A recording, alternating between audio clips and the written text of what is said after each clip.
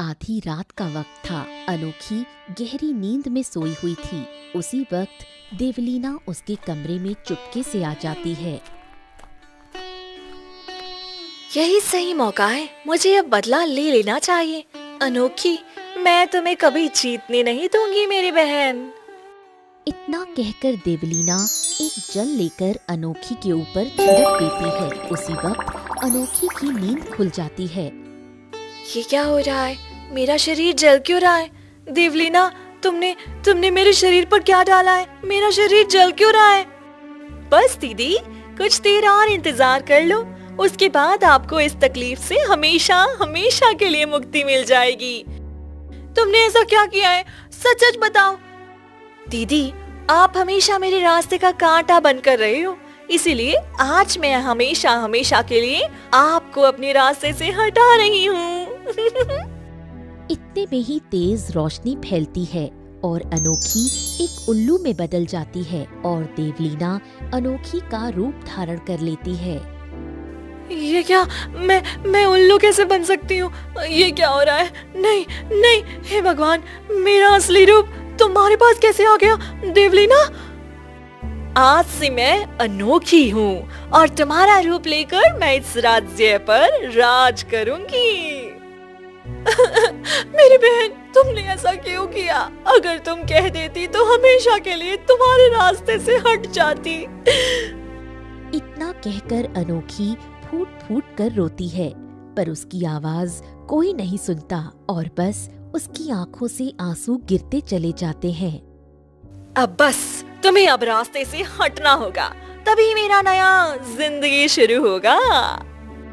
देवलीना उल्लू बनी अनोखी को अपने हाथ में ले लेती है और रात के अंधेरे में महल से बाहर निकल पड़ती है और वो चलते चलते एक तालाब के पास रुक जाती है। तुम हमेशा के लिए इसी तालाब में डूब कर मर जाओगी। देवलीना अनोखी को उस तालाब में फेंक देती है और वापस महल आकर सो जाती है। अब बस, कल से मेरी नई जिंदगी शुरू हो गई। मैं अनोखी की जिंदगी जीऊंगी और वो तो हमेशा हमेशा के लिए रास्ते से ही हट गई। किसी को पता भी नहीं चलेगा वे कहाँ है और किस हालत में है। अगली सुबह होते ही राजमहल में भव्य तैयारियां शुरू होती हैं। महारानी, हमारी अनोखी बेटी कहाँ है?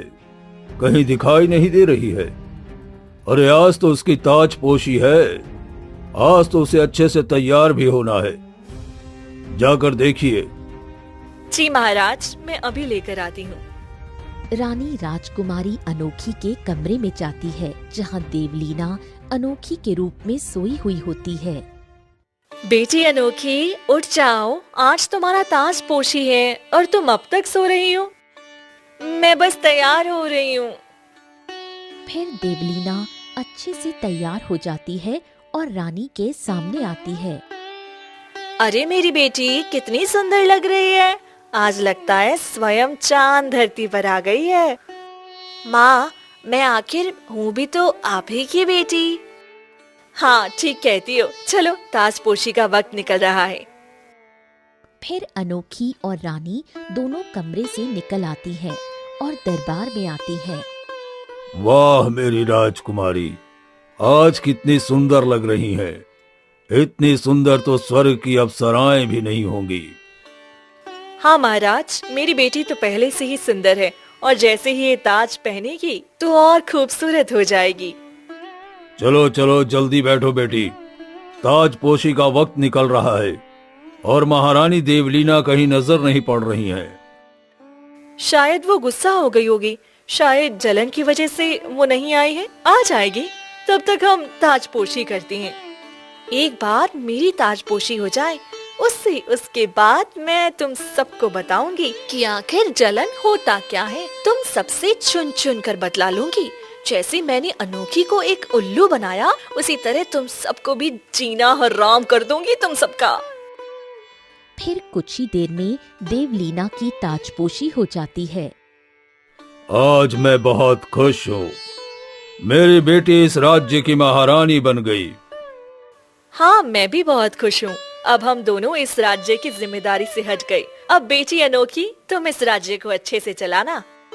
चिंता मत करिए माँ, मैं इस राज्य को इतना अच्छे से चलाऊंगी कि किसी को चलाने की जरूरत ही नहीं पड़ेगी। देवलीना मन ही मन खूब हंसती है। वहीं दूसरी तरफ अनोखी तालाब से तैरते तैरते किसी तरह किनारे पर आ जाती है। हे भगवान, मेरी बहन इतनी क्रूर निकलेगी, मुझे पता ही नहीं था। अब मैं क्या करूं? ये मैं कहाँ आ गई हूँ? मुझे पता भी नहीं चल रहा और मुझे तो उड़ना भी नहीं आता है। एक उल्लू होकर भी मैं उड़ नहीं पा रही हूँ, लेकिन मुझे किसी भी तरह महल जाना ही होगा। अनोखी थोड़ा आगे जाती है कि तभी एक बिल्ली उसे देख लेती है। ये क्या? ये बिल्ली मुझे इतना घूर क्यों रही है? हाँ, ये मुझ पर हमला करने वाली है, मुझे यहाँ से भागना होगा। अनोखी भागने लगती है कि तभी बिल्ली उसका पीछा करती है और अनोखी भागते भागते घने जंगलों में चली जाती है, पर बिल्ली उसका पीछा नहीं छोड़ती। हे भगवान, अब मैं क्या करूं? मैं कैसे अपनी जान बचाऊं? ये बिल्ली तो मुझे मार डालेगी। तभी सामने उसे एक लकड़हारा सुरेश दिखता है और उसके पास एक थैला रखा होता है। वो लकड़हारा उसके पास वो थैला है, उसके थैले में चली जाती हूँ, तभी मैं इस बिल्ली से बच पाऊंगी, नहीं तो ये तो मुझे खा ही जाएगी। अनोखी भागकर जाती है और लकड़हारे के थैले में छुप जाती है। सुरेश उठता है। चलो, आज तो लकड़ी काटने का मन नहीं कर रहा है, कल जाकर काटूंगा। आज इतनी लकड़ी है भी नहीं और थोड़ा मन भी ठीक नहीं लग रहा है। सुरेश अपना थैला उठा लेता है और घर की तरफ चला जाता है और वो जैसे ही थैला रखता है कि उसमें से अनोखी निकलती है। अरे अरे, ये क्या? ये तो एक उल्लू है और ये मेरे थैले में कैसे आ गया? छी छी छी छी, इसका चेहरा देखने से तो मेरा पूरा दिन अपशगुन में चला गया। मैं क्या करूं? चल चल भाग यहाँ से। वैसे भी मेरा धंधा मंदा चल रहा है और तेरी शक्ल देखने के बाद पता नहीं और क्या होगा। चल चल भाग यहाँ से। सुरेश अनोखी को मारकर भगाने लगता है, लेकिन अनोखी नहीं भागती। ये तो बहुत जिद्दी किस्म का है, ये तो भाग भी नहीं रहा है और इसकी आंखों में आंसू भी निकल रहे हैं। अरे ये क्या हो रहा है? मेरी मदद करो, मुझे बचा लो, मैं तुम्हें धनवान बना दूंगी। अरे तुम एक उल्लू होकर बात कैसे कर सकती हो? कहीं मैं कोई सपना तो नहीं देख रहा हूँ? नहीं, तुम सपना नहीं देख रहे हो, मुझे जादू से उल्लू बना दिया गया है। मैं राजकुमारी हूँ, इस राज्य की राजकुमारी अनोखी। मेरी खुद की बहन देवलीना ने मुझे उल्लू बनाया है। मुझे मेरे इंसानी रूप में ला दो, फिर मैं तुम्हें ढेर सारा धन दूंगी और इतना धन दूंगी कि तुम पूरी जिंदगी आराम से बिता सकते हो। क्या तुम इस राज्य की राजकुमारी हो? पर मैं कैसे यकीन कर लूं कि तुम इस राज्य की राजकुमारी हो? तुम मेरी बात पर यकीन करो, मैं सच में राजकुमारी हूँ। चलो, ये अच्छा मौका है। अगर मैं इसकी मदद करूंगा तो मुझे पूरी जिंदगी राजाओं की तरह बितानी पड़ेगी और कभी मुझे रोज रोज लकड़ियां काटकर गांव गांव घूमकर बेचना नहीं पड़ेगा और न ही गांव वालों की गालियां सुननी पड़ेगी। चलो, ये अच्छा मौका है। तुम कुछ बोल क्यों नहीं रहे हो? ठीक है, मैं मान लिया कि तुम राजकुमारी हो। चलो, मैं तुम्हारे साथ चलने के लिए तैयार हूं और तुम्हें मैं इंसानी रूप भी दे दूंगा, लेकिन अपने वादे से मुकरना मत। नहीं, मैं अपने वादे से नहीं मुकरूंगी। जैसा मैंने कहा वैसा ही करूंगी। ठीक है, तो चलो आ जाओ, मेरे हाथ पर बैठ जाओ। फिर अनोखी सुरेश के हाथ पर बैठ जाती है और सुरेश उसे लेकर घर से निकलता है। तभी एक गांव वाला देख लेता है और कहता है, अरे ओ सुरेश, लगता है तेरी शादी नहीं हो रही है, तो तूने उल्लू से शादी कर ली क्या? अरे उल्लू को लेकर घूमता फिर रहा है। अरे ओ काका, अपने काम से मतलब रखो ना, क्यों दूसरे के काम में अपना टांग अड़ाते हो? मैं उल्लू के साथ घूमूं या गधे के साथ, उससे आपको क्या है? अरे तू तो बुरा मान गया। अच्छा चल, कोई बात नहीं, उससे मुझे क्या, तुम्हें जिसके साथ घूमना है घूमो, लेकिन तुम्हें उल्लू के साथ देखा तो इसलिए थोड़ा बोल दिया। गांव वाला हंसते हुए चला जाता है। देखो राजकुमारी, तुम्हारी वजह से लोग मेरे बारे में क्या कह रहे हैं। मैं तुम्हारी मदद कर रहा हूँ इसलिए इसके बदले में तुम्हें धन देना ही होगा। चिंता मत करो, मैं धन जरूर दूंगी, तुम बस मुझे ठीक कर दो। वैसे तुम मुझे कहाँ ले जा रहे हो? एक बाबा है जंगल में, उनके पास बहुत ही अद्भुत शक्तियां हैं, वो तुम्हें जरूर ठीक कर देंगे। सुरेश अनोखी को घने जंगल की एक कुटिया में ले जाता है। अरे ओ सुरेश, तू यहाँ क्या कर रहा है? और आज उल्लू को भी साथ लेकर आया है। आज मेरे लिए लकड़ियाँ लेकर नहीं आया? बाबा, आज मैं आपके लिए लकड़ियां नहीं लाया हूँ, लेकिन कल मैं आपके लिए जरूर ला दूंगा। आज कोई दूसरा काम से आया हूँ। दूसरा काम? और ये उल्लू तुम्हारे पास क्या कर रहा है? ये कोई उल्लू नहीं है, ये हमारे राज्य की राजकुमारी अनोखी है। इसकी बहन ने जादू से इसे उल्लू बना दिया है। आप इसे बस इसके असली रूप में वापस ला दीजिए। ये तो बहुत गलत किया इसकी बहन ने। ठीक है, मैं इसे फिर से इंसानी रूप में ला देता हूँ। साधु महाराज अपने कमंडल से जल निकालते हैं और कुछ मंत्र बोलते हैं और अनोखी के ऊपर छिड़कते हैं, जिससे अनोखी फिर से इंसानी रूप में आ जाती है। मुझे यकीन नहीं हो रहा है कि मैंने फिर से इंसानी रूप धारण कर लिया है। मुझे लगा कि मैं कभी फिर इंसान बन ही नहीं पाऊंगी। आपका बहुत बहुत धन्यवाद साधु महाराज। तुम्हारी बहन ने बहुत गलत किया है, उसे इसकी सजा मिलनी चाहिए। आपका बहुत बहुत धन्यवाद साधु महाराज। इतने दिनों से मैंने आपको लकड़ी दी, आज आपने मेरी मदद की। अब हम दोनों चलते हैं, हमें राजमहल भी जाना है। तुम्हारा कल्याण हो पुत्र। फिर सुरेश अनोखी को लेकर कुटिया से बाहर आता है। मैंने तुम्हें इंसानी रूप दे दिया, अब जल्दी से तुम मुझे ढेर सारा खजाना दे दो। तुम ये कैसी बातें कर रहे हो? अभी तो मैं इंसानी रूप में आई हूँ। मैं जैसे ही महल जाऊंगी तुम्हें ढेर सारा खजाना दे दूंगी। अभी राजमहल जाने में बहुत समय लगेगा और मुझे उससे पहले बहुत सारी तैयारी भी करनी है। नहीं, तुम बात से मुकर रही हो। मुझे तो धन अभी चाहिए। अगर तुम नहीं दोगी तो मैं जाकर तुम्हारे पिताजी से धन ले लूंगा। हाँ। नहीं, ऐसा मत करना, अभी उन्हें कुछ नहीं पता है। मैं समय आने पर उन्हें बता दूंगी। मैं तुम्हारी बात नहीं सुनने वाला हूँ। रुक जाओ, मैं अभी जाता हूँ। सुरेश जाने लगता है। रुक जाओ, मत जाओ। लेकिन सुरेश नहीं सुनता और वहाँ से चला जाता है। हे भगवान, कहीं ये सारा काम ना बिगाड़ दे। पता नहीं देवलीना अब क्या चाल चलने वाली है। मुझे भी किसी तरह उसकी चाल को नाकाम करना ही होगा। वहीं दूसरी तरफ तालाब के किनारे राजकुमार देव बैठा है। ये क्या हो गया? 2 दिनों से मैं राजकुमारी अनोखी का इंतजार कर रहा हूँ। वो तो रोज मुझसे मिलने आती थी, पर ये 2 दिनों से क्या हो गया है उसे? उसकी ताजपोशी भी हो गई है। लगता है इसी खुशी में उसने मुझे भुला दिया है। पर अनोखी तो मुझसे इतना प्रेम करती थी, वो मुझे भूल कैसे सकती है? तभी देवलीना वहाँ आती है। मैं जानती हूँ तुम अनोखी का इंतजार कर रही हो, पर मैं तुमसे कितना प्यार करती थी। तुमने कभी मेरे प्यार को स्वीकार नहीं किया, लेकिन आज अनोखी के रूप में मैं मुझे देखकर बहुत खुश हो जाओगे तुम, और मैं तुम्हें हासिल करके रहूंगी। राजकुमारी अनोखी, तुम कहाँ थी? मैं 2 दिनों से तुम्हारा इंतजार कर रहा था और तुम आई नहीं। मुझे तो लगा कि तुम मुझे भूल गई अपने ताजपोशी होने की खुशी में। नहीं राजकुमार, मैं आपको ऐसे कैसे भूल सकती हूँ? मैं तो आपसे कितना प्यार करती हूँ। ये तो ताजपोशी होने की वजह से बहुत सारे राजा आए थे, तो उन्हें विदा करने में थोड़ा वक्त लग गया, वरना मैं भी आपसे मिलने के लिए उतावली हो रही थी। तुम्हें तो पता है ना, मैं तुम्हें एक दिन भी नहीं देखूं तो मेरा मन नहीं लगता, और 2 दिन से नहीं देखा हूँ तो मैं तो बुरी तरह से परेशान हो गया हूँ। मैं भी अब आपसे दूर नहीं रहना चाहती, 1 मिनट भी नहीं। हम दोनों को आज ही विवाह कर लेना चाहिए। चलिए हम विवाह कर लेते हैं, पिताजी से पूछकर।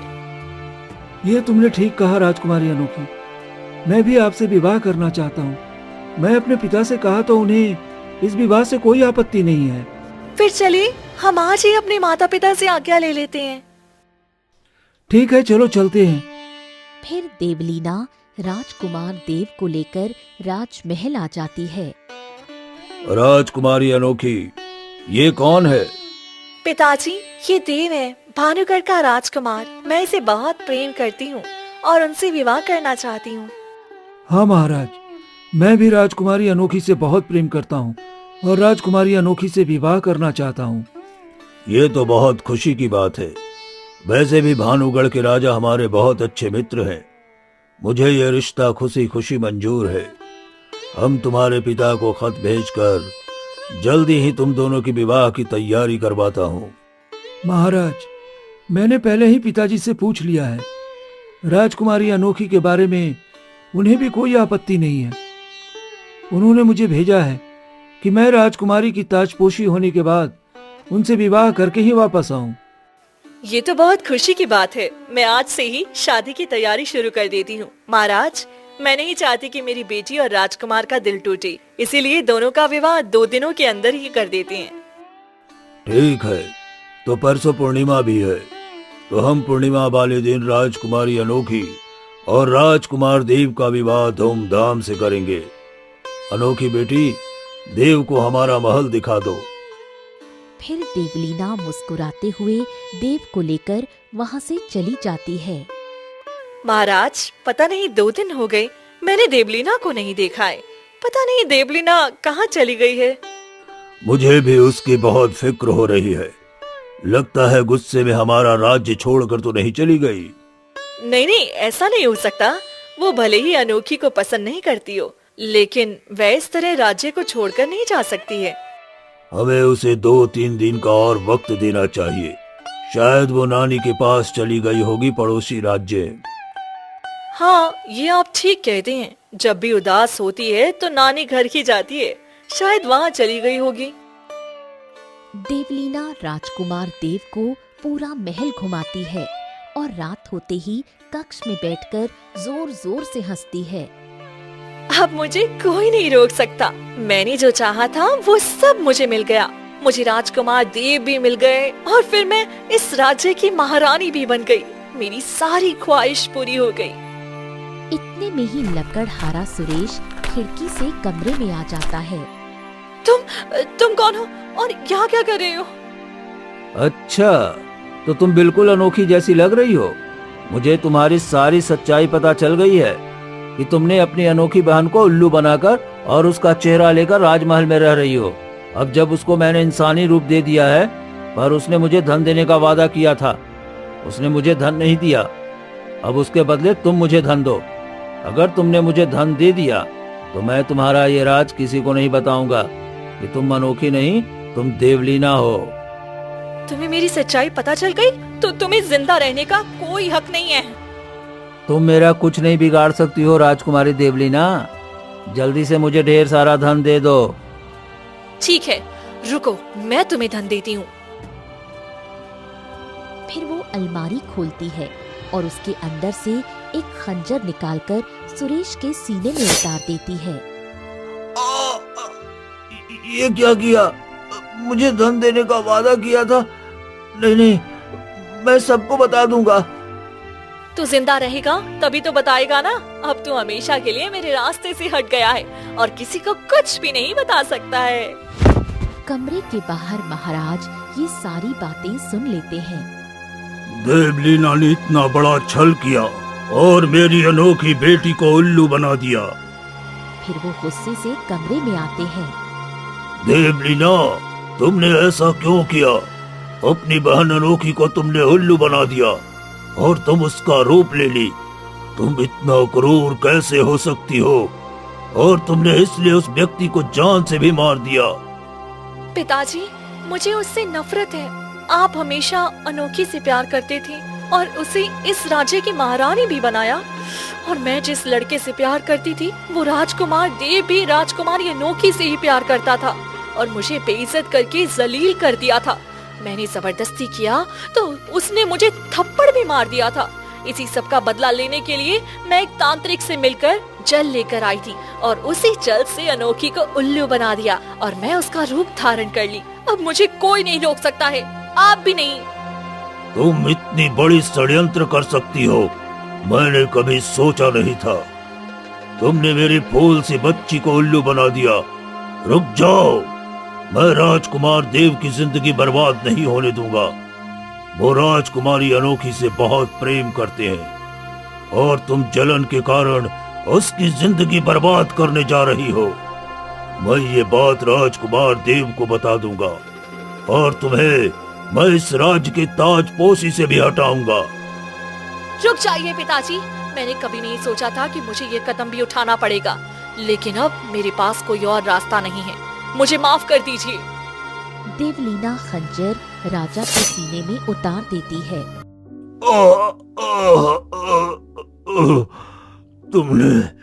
तुमने क्या किया देवलीना? तुम मुझे मार कैसे सकती हो? कैसे मार सकती हो देवलीना? मैं तुम्हारा पिता हूँ। तुम इतनी भी अंधी मत बनो। बेटी, होश में आओ। माफ कर दीजिए पिताजी, पर मैं अपने प्यार और इस राज्य को पाने के लिए कुछ भी करने को तैयार हूँ। कुछ ही पल में राजा अपनी आखिरी सांस ले लेता है। मुझे पिताजी को ठिकाने लगाना होगा। फिर वो राजा को उठाकर किसी तरह अलमारी में बंद कर देती है और राजमहल से बाहर निकल जाती है। मुझे किसी भी तरह अनोखी को ढूंढना होगा, उसे रास्ते से हमेशा के लिए हटाना होगा। अगर वो राजमहल चली गई तो मेरे सारे किए कराए पर पानी फिर जाएगा। फिर देवलीना घने जंगलों में जाती है और थोड़ी ही दूर जाने के बाद उसे अनोखी दिख जाती है। अच्छा, तो तुम अब इंसानी रूप धारण कर ली हो, लेकिन अब तुम्हें मैं जिंदा नहीं छोड़ूंगी। तुमने बहुत गलत किया है देवलीना, मैं तुम्हें नहीं छोड़ूंगी। तुम चली जाओ यहाँ से। तुम्हें एक खुशी की बात बताऊं, जब से मैंने तुम्हारा रूप धारण किया है मैं इस राज्य की महारानी बन गई हूँ, और ऊपर से राजकुमार देव जो तुमसे इतना प्रेम करते थे, मुझे उन्होंने ठुकरा दिया था। वो भी मुझसे शादी करने वाले हैं, वो भी कल ही। और पिताजी को सारी सच्चाई पता चल गई थी, तो मैंने पिताजी को भी जान से मार दिया।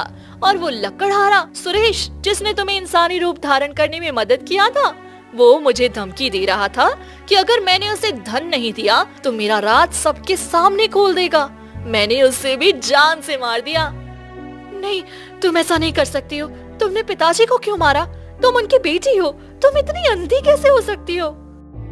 ये सब तुम्हारी वजह से हुआ है। सब सिर्फ तुम्हें पसंद करते थे और तुम्हें प्यार करते थे, जबकि मुझसे सभी नफरत करते थे। इसीलिए अब तुम्हें इस दुनिया को छोड़कर जाना होगा।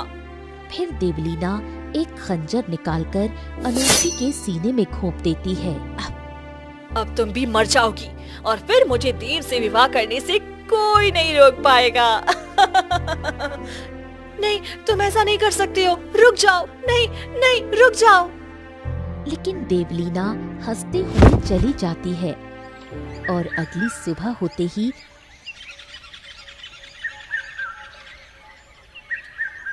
राजमहल में शादी की धूमधाम से तैयारियां शुरू होती हैं और वहीं राजकुमार देव तालाब के किनारे बैठे बांसुरी बजा रहे होते हैं। क्या है? मेरा आज विवाह होने वाला है और मुझे अंदर से खुशी क्यों नहीं हो रहा है?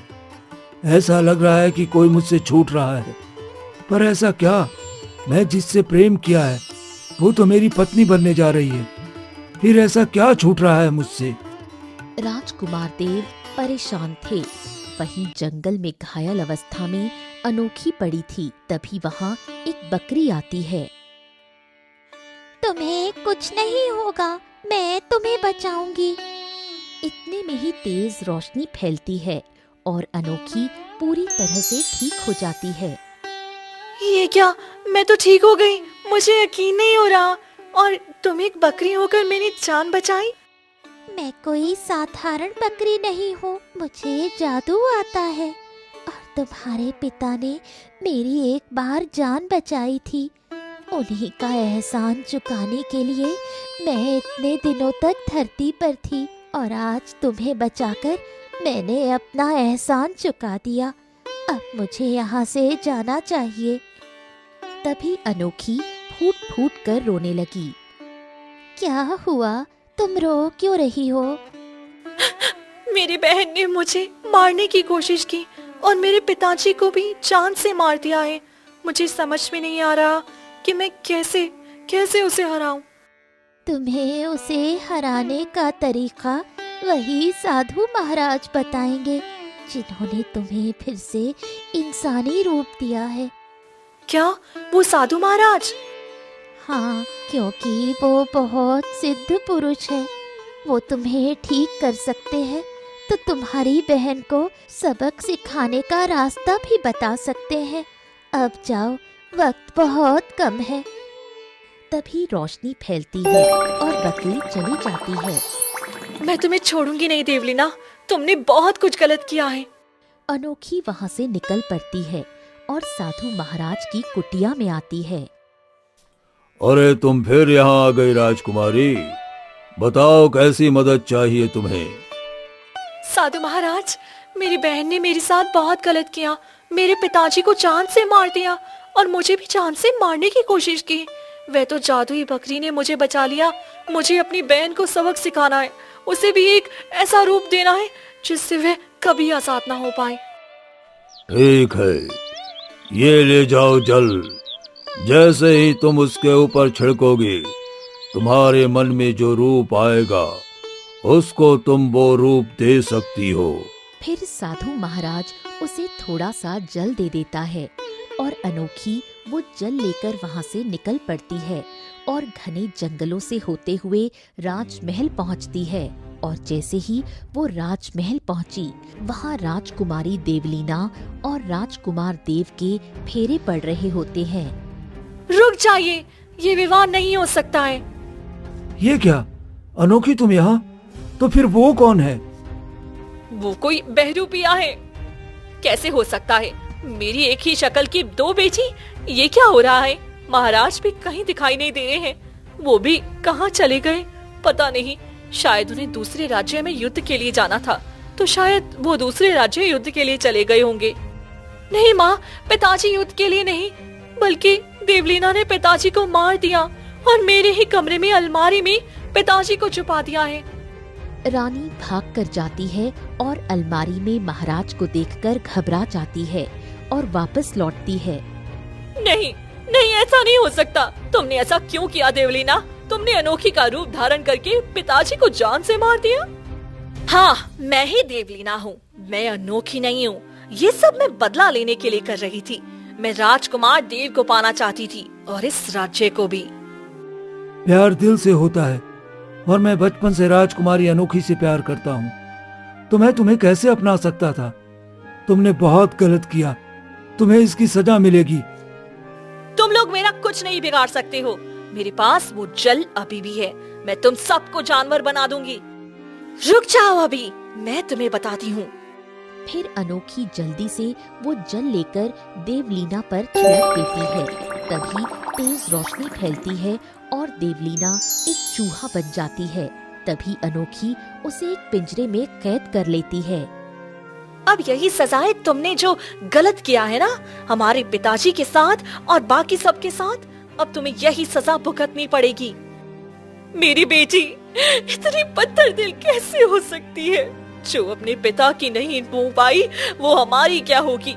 अपनी बहन की खुशियों से इतना जलती थी कि ये सब कर दिया। माँ, मुझे माफ कर दो।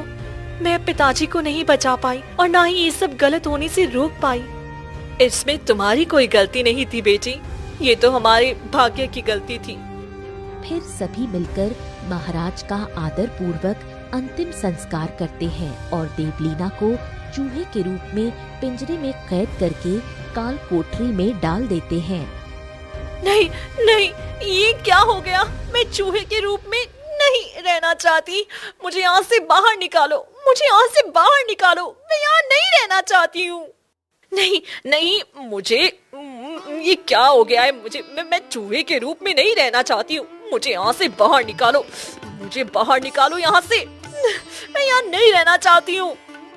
देवलीना जोर जोर से रोती है, लेकिन उसकी आवाज कोई नहीं सुनता। और वहीं अनोखी राजकुमार देव के साथ शादी करके राज्य की महारानी बन जाती है और खुशी खुशी अपना जीवन यापन करने लगती है।